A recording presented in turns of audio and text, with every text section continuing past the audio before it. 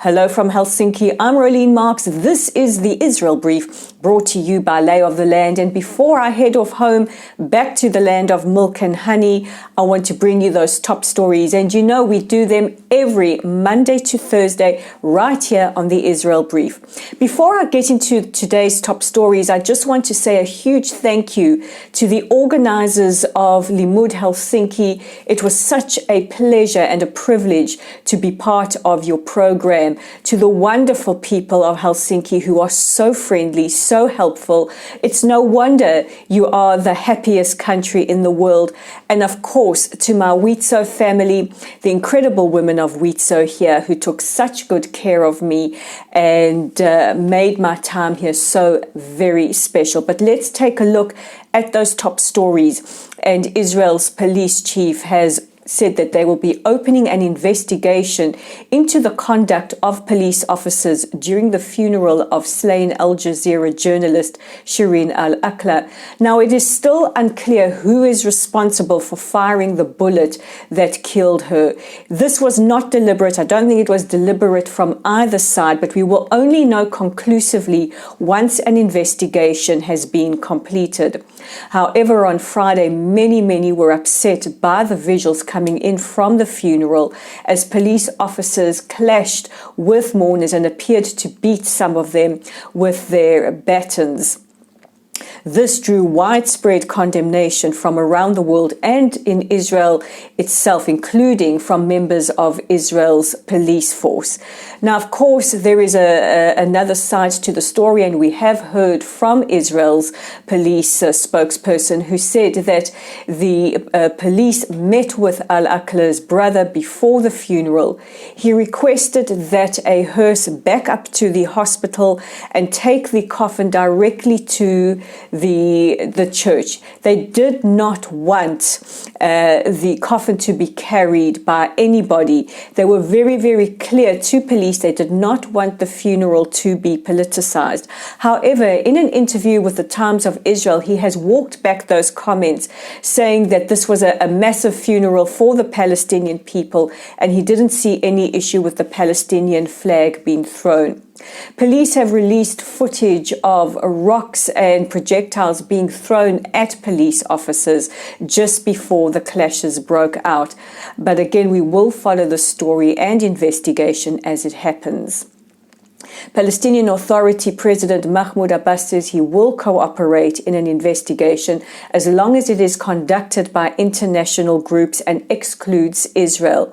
Now, he hasn't said which groups he is willing to allow to investigate or how much of a participation they will have. But he has said that after a little bit of pressure from the United States and other countries for an investigation into the circumstances which saw the journalist being killed, Israel at the outset appealed for a joint investigation.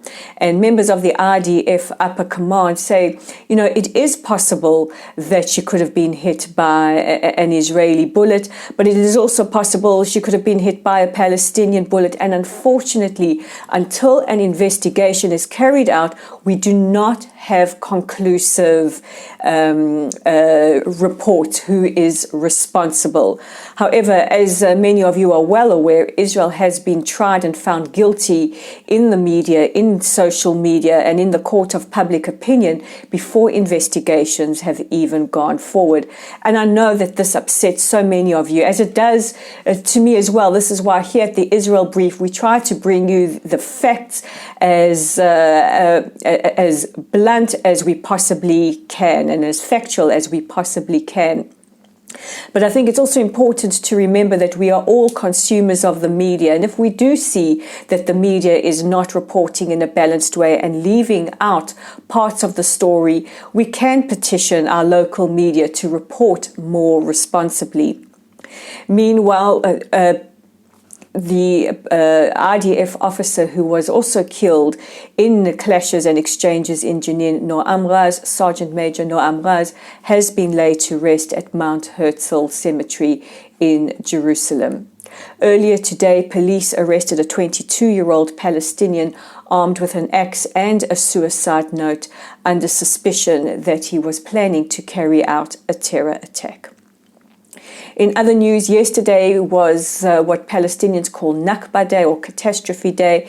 It is the day that coincides with the declaration of the State of Israel. It coincides with the English date of the declaration. Now, Palestinians see this as a day of catastrophe. They see it as a day that they lost out on getting a state. And just a reminder that the Arabs at the time, who were not formally Palestinians as we understand them today, were offered a state alongside the Jewish state, but they refused, preferring instead to declare war on the fledgling Jewish state, and the rest is history and a now nearly 8 decades long conflict.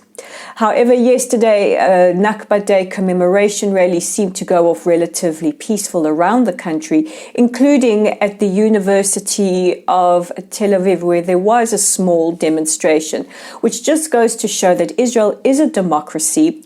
And for those making the accusation of Israel being an apartheid state, allowing the opposition, so to speak, to protest at a university wouldn't have happened during the apartheid years without arrests being made.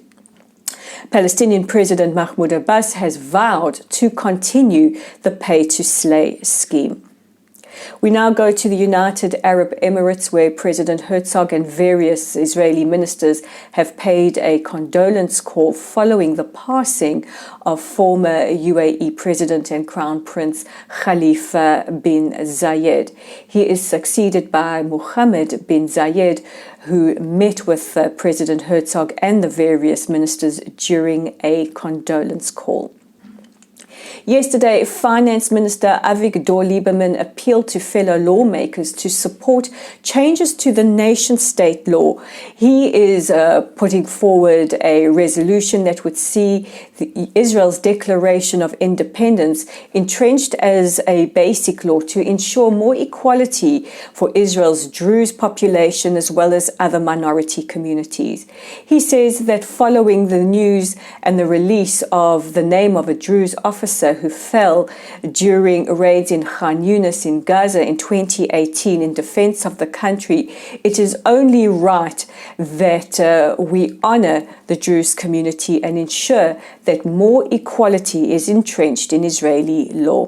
This has been backed by Foreign Minister Yair Lapid and his Yesh Atid party, and we will bring you any updates on this story as well. So those are the news stories before I head off to the airport. Just a reminder to check out our website at www.layoftheland.online. Subscribers to our newsletter. You will be getting the newsletter today and tomorrow. We are also on Facebook. You can find us at Lottel's site. If you haven't joined our community, please do by liking us, following us, sharing our content so that we get Israel's side of the story out to as many people as possible. Our YouTube channel is at the Israel Brief. Please click on that red subscribe button. Let's get news from Israel that you're not hearing in the mainstream media out there to as many people as possible. And of course, we're on Twitter at Lay of the Land 5. I'm Rolene Marks. This is the Israel Brief. Thank you for watching, and I'll join you again tomorrow from our studio in Israel.